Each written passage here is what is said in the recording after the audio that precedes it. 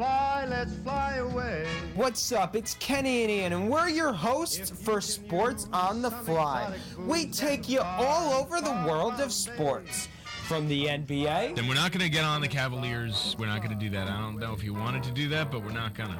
We're above that. We are above that. We don't need. They're going to win. They're going to win games. Right. To the MLB. I was intrigued by what you were saying with the Mets trying to get Cespedes from the Red Sox. I think he fits in beautifully there in left field. I think so too, and I think that's your best bet if you're the Mets. It just depends on whether or not the Red Sox are willing trade partners. This could be an interesting situation where a three-team deal could really work out beautifully. To the NFL. Whoever wins that game is going to get the second wild card spot. Wow. So you give the Bills the wild card even with that stretch at the end of the season in December. Well, what I'm thinking is if they can win these next four, all of a sudden they're 9-3. An 11-win team makes the playoffs. And to the NHL. But it's also 3 days off, and then you're playing two of the best teams in the world. So 3 days off to get sloppy, 3 days off to get rusty, 3 days off to forget systems, 3 days off to forget pairings, stuff like that.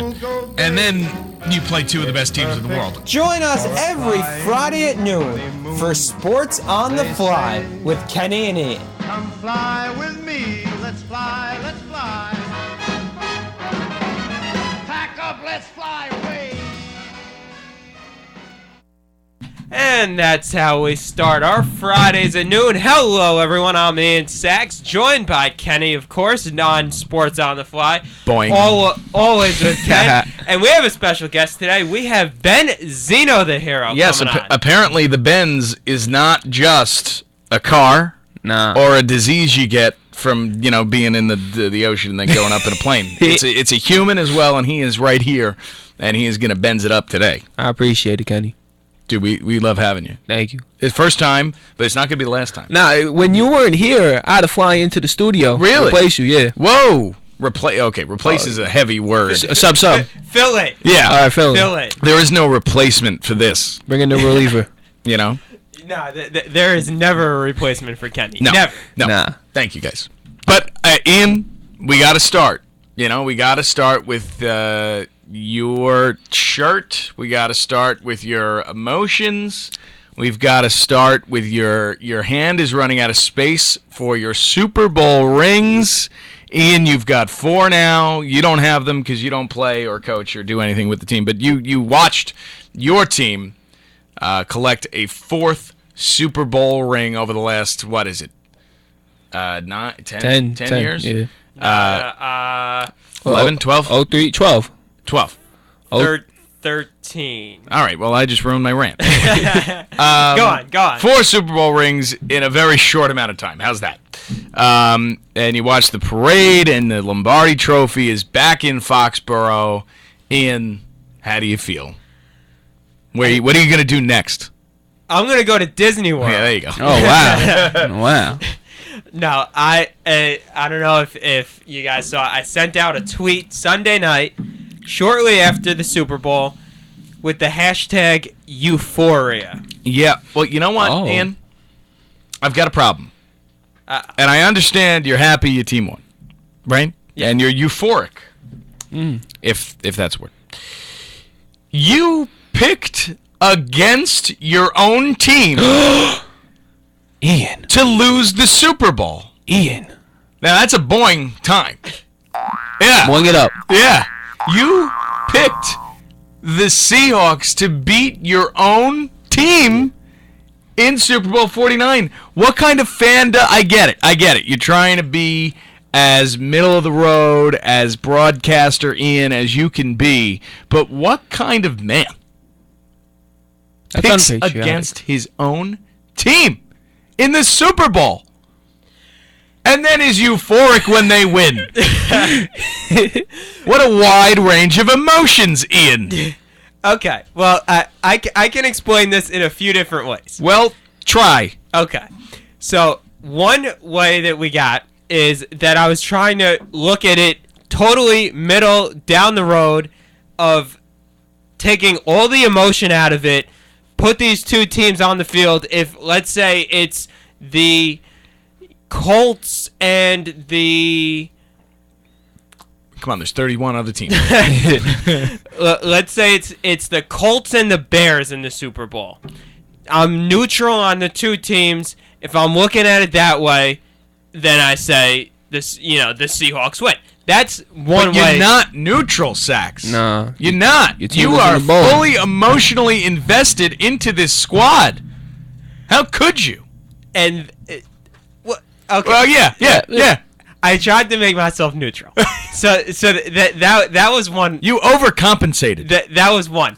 Then this way, if I think that they're not gonna win, and then when they win, it's like, yes, good, they won. But then if they lost, it's like, okay, I saw it coming, so I'm like, What? You overcompensated. Mm-hmm. You took Cialis and Viagra, and you only needed one. You can't take both. Then you're definitely gonna have a problem after 4 hours, and you're gonna have to see a doctor. Insert Boeing. Boy, Insert Boeing. Come on. Insert Boeing. that's a boy. Anyway, Sax. Too many performance-enhancing pills. but Too much overcompensating. Okay, you know what? After seeing 2 losses to the Giants, who are both years were an inferior team to the Patriots, except for on the first Sunday in February. So you should have expected the inferior team to win, which they did. But Right? Come on. Logic. Worst team wins. That's how it goes. yeah, but then you see, on both of those days, I thought for sure the Patriots were gonna win. I was like, there's no way they're gonna lose to the 10-6 Giants when they're 18-0, and then they lose. God, that's got to be the worst feeling ever. Tell me about it. It's gotta be like one of those like just one too many games. Yeah, You know, like yeah. could we just stopped after 18? You know? I think we should have. Yeah, I would have just said, you know what? We know that we're good. You guys play for the Super Bowl. We don't care. Yeah. We're the first team to 18 wins. Yeah. So Yeah. you know what? That counts. And then the Was second. that the same season that the Lions, right, Went 0-16. went 0-16? No, they went the following year. The following year was 0-16. So it back with they're And then never, they drafted Stafford the year after that. right. Okay. Yeah, because I got number 1. Hmm. Yeah. Okay. So there had never been a 16-0 team. That happened. Then there had never never been been an 0-16. 0-16, and then that happened the following. What's year. more impressive? I know we're going like we're in Wait. like a time machine right now. What's more impressive, 16-0 or 0-16? Wait, 16-0. 16-0, definitely. Really? 0-16 is hard. Because the object is to play to win the game. Well, yeah, but that's what I'm saying. Like, Oh, yeah, you're right. you are professionals, Yeah, you're pro and you athletes. couldn't pull off one win. I wonder how the scrimmages are in practice. Do It's win the probably game? total chaos. You know, probably all running the wrong way. They probably ended like a 0-0. Yeah. Yeah, they can't even win in the scrimmages. And then they go in the locker room, too, like, hey, guys, good game. We tied. Yeah. How? Imagine the one guy who was on all the losing scrimmage teams and then played all the losing games. Never won. Just took Never a whole won. year away from winning. That even in minicamp, from minicamp Yeah. to the end of the season in what, December? Mm-hmm. That's what's that? That's the whole year. That's a lot of losing. Even mandatory minicamp. I remember Little League Baseball once. God, this brings me way back.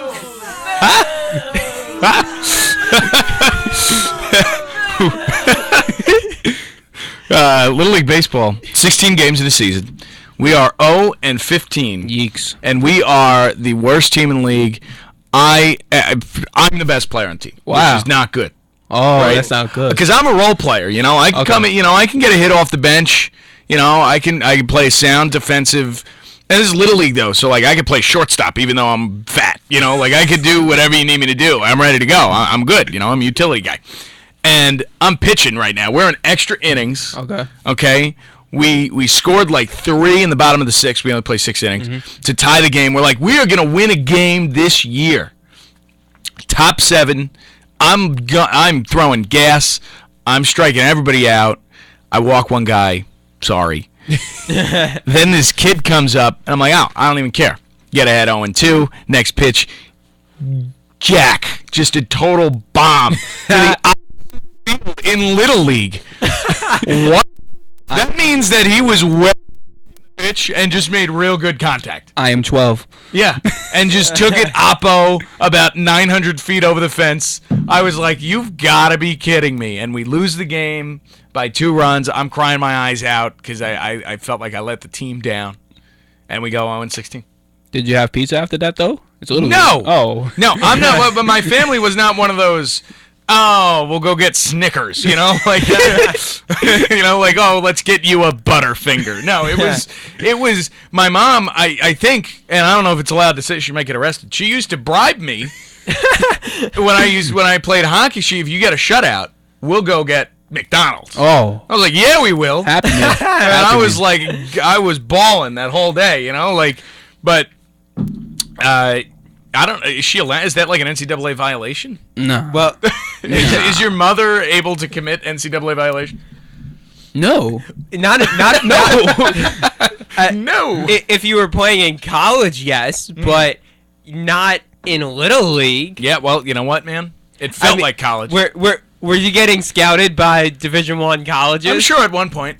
Okay. At least that's what I like to tell myself. What was your longest streak of shutouts? My longest streak of shutouts was actually 2 years ago in men's league roller hockey. Ooh. 2 games and 2 periods of shutout hockey. Third period comes around, and I can't make this stuff up. This is just the kind of stuff that happens to me. Imagine this stuff for 21 years. Like this kind of story happening twice, 3 times a week for 21 years. Yeeks. And that's my life. So 2 games of shutout hockey, I'm feeling it. 2 periods of shutout hockey in the third game, I'm like, I got it. I'm going all the way. Guy, we're on the power play. Guy clears it from the other end of the rink, rolls down at me. I'm going to play it to the corner, easy time. I whiff, and it rolls behind me and into the back of the net. I was like, you gotta be kidding me. What kind of jerk? It was it was one of those just total brain fart moments where you're like, I got it, and then you're like, I don't got it, and then there's not enough time to recover at all. So you look like you look like Bambi trying to walk on ice after it gets behind you, and you're like flopping around. You're like, no, and you can't. There's just no way. And by the time I even saw it behind me, it was in the net, and everybody made fun of me for a while. And we won 2-1. Yeah, you still won. That was the only goal in that game I let up. So it would have been 3 consecutive games. Mm-hmm. But that's just me. That's just Ken. Hey, it's a good thing to go by. I will That's just say, Ken. sports as a kid and being on awful teams really helps you as an adult. Yeah. Because I can handle some crap. It's adversity. Yeah. You give up a home run in extra innings, to lose the game for your team. That's a character builder. Yeah. And to be on a team that doesn't win, it's also a character builder. But those snobs who are on those stupid winning teams, biggest jerks. They still are today. And at 21, they might all have children. Not that there's any correlation, just where I came from. Sorry. Well, you guys mentioned facing adversity, and that's bringing it back to the Super Bowl. Oh, the Super Bowl. Right, Yeah, because yeah. Don't forget. Because I see a nice transition here from Ken's sorry stories from Little League. Sorry. Actually, Ian, if I could interject really quickly, some breaking news on the Twitter, in the Twitter world. Henrik Lundqvist out for at least a month with the neck injury. Aww. So that puck he took to the neck is going to sideline him for a few weeks here, and that's going to be a heavy loss for the Rangers. Now, Ken. Sorry. Now you go ahead. Yeah, no. Going with that breaking story because we'll stay on that and then we'll take a Don't quick we love break. breaking news? We Yeah. do. We'll stay on that and then we'll take a quick break and come back and talk some Super Bowl finally. Right. Oh, yeah, we should really focus Super on Bowl. that. Yeah, Yeah. but Ken, you were a goalie. I was. As you were just telling us. Right. And Henrik Lundqvist is a goalie. That he is, yes. And so how difficult is it and what would you say is the different parts of, you have the shots coming at you, but is it more difficult having a speeding puck coming at you or the unexpected surprise attack of, say, maybe if one of your teammates is blocking your vision, and then all of a Yeah. sudden, You know what? Goaltending is very, very different from a lot of other things. Soccer, it's different from goaltending in soccer because there's just so much that can happen. In soccer, you're going to see a clean shot most of the time, right? Not a whole lot of deflections in soccer, not a whole lot of screens. You'll be able to pretty much see where the ball's coming from. But in hockey, it is just very instinctual. And the idea about, and you see it these days, I don't know if you watched a lot of hockey, but all the time you see the goalies go down to their knees, right? Because that allows them to cover the majority ground. of the bottom of the net, which is, the easiest place to shoot it. The easiest place to put it accurately. So it's very interesting, Ian. I tend to enjoy breakaways as a goalie because then it's one-on-one. Okay. And a lot of players don't tend to shoot on breakaways because, again, you've got to be able to pick the spot and you've got to be able to, beat them one-on-one. All this while skating. All while, Yeah. and you got to shoot in stride. It's players don't like to shoot on breakaways because they might miss, and that is the worst thing you can do, when you're in alone. But for me, the hardest shot to stop is a shot, just a straight shot from the slot area when they've got all day to set up, maybe like a defensive breakdown or something, and you've got to square yourself up in the middle of a play. So say you're on your left post, you've got to come out to the middle of the crease. You've got to be square. You've got to make sure you're positionally correct in your crease, between the pipes, and positionally correct to the puck as well as the player. So it's a very hard thing to do, to get square, and then some players just can really rip them, man. They accurately and without any problem. But for me, I don't mind traffic in front because the more bodies there is, the harder it is for it to go in. It's that simple. It's like putting a bunch of bowling pins in the way of a hole on a golf course. Yeah. The more stuff that's in the way, it's going to be difficult to get it through. And all the power to you if you can get it through. But then you've got to, as a goalie, you've got to fight through the vision. You've got to fight through those legs to be able to see it so you can line yourself up just in case it does. But for me, it's that the shot from the high slot where you've got to get set as he's getting set to shoot, because those are the hardest, man, because you never know if you're square or if you're too far to your left, too far to your right, or but what if he pump fakes and then you're like, oh, boy, and you're sitting there and you're like, boing, you don't know what the heck's going on anymore. So it's very instinctual, and it's a very difficult thing to learn at an older age. It's one of those things that you've got to grow up doing, I think. And then, you just okay, I get it. I get in front of this. Ow. Okay. No problem. You know how, the friend group always puts the idiot in net? Whatever friend group is playing street hockey, they put the kid that they don't like in net, and they say, get in the way of this thing that we're going to shoot as hard as we can at you. Yeah. And the idiot's like, okay, I'd love that. And then he's like, wah, and he gets hit by everything, and he's like, this doesn't hurt at all. It's like one of those revelations, Yeah. But it's it's just one of those things that you've got to know, It's like catching in baseball. You can't try and scoop everything. You've got to get in front, and it's not a fun thing to want to get in front of that. It hurts. Yeah. Sometimes. Wear a cup. yeah, that's One time I didn't wear a cup. Here's Oh. another story. Okay. We're playing. I'm how old am I? Oh God. Right now I'm 21, but back then I had to have been 16 and 16. And my brother and his friend were putting together a 25 and up team, or 25, a 21 and up team to play at an arena, and they needed a goalie. And if you had parental consent, you could do it. So they were like, Ken, you want to do it? And I was like, yeah, sure. So we were out in the driveway, and I was taking a few shots, just they were going to see if I could handle myself or if I was going to be like Bambi, trying to, And turns out I was like Bambi. No, I'm kidding.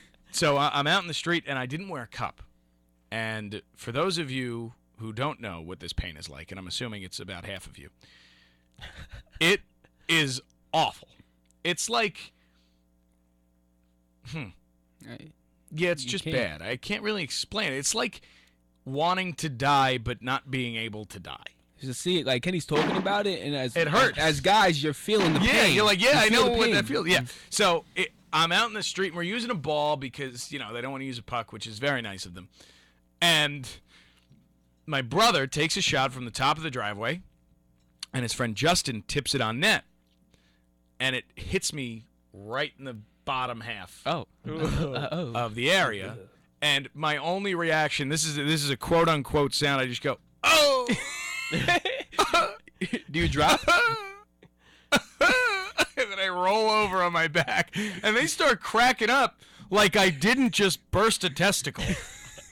Like that's not even an option of what could have happened. They don't even care, And I'm because that's the only thing you can do is controlled breathing and try not to cry. That's the only thing you can do. But when you also hold in pain, I think it goes through that area. I think that's where men hold in their pain. So when you hold in the pain through the pain area, it's a massacre. It's a total bloodbath, and you're like fighting. It's like evil and good, and they're fighting in you to see who's gonna win. Is the light or the dark gonna come out on top? And for me, it was just a whole lot of Grab the peas. They just cracking up the whole Grab the time. peas from the freezer. It's awful. Just awful. And they will attest to that entire story because they still talk about it to this day, 5-6 years later. That's the only thing they remember is me going, ooh. 'Cause that's the only sound you can make because there's no, you can't, scream. You can't, you're not going to yelp like a hyena. You're going to, again, you're going to try and hold it all in because we're men. We're very insecure about our feelings. And so we suck it in. And I was trying to let it out in bursts. This is all I had. So there's that. Wow. That's goaltending for you. Ken, you have a lot of sad sports stories. Yeah, that's pretty much been my entire life. Yeah. So I think with that, we'll close this segment out. Yeah, please do. And as we kick into the commercial break, we'll go with a little George Costanza on. Oh, that's my boy. You're listening to WICR, Iona College Radio. Every decision I've ever made in my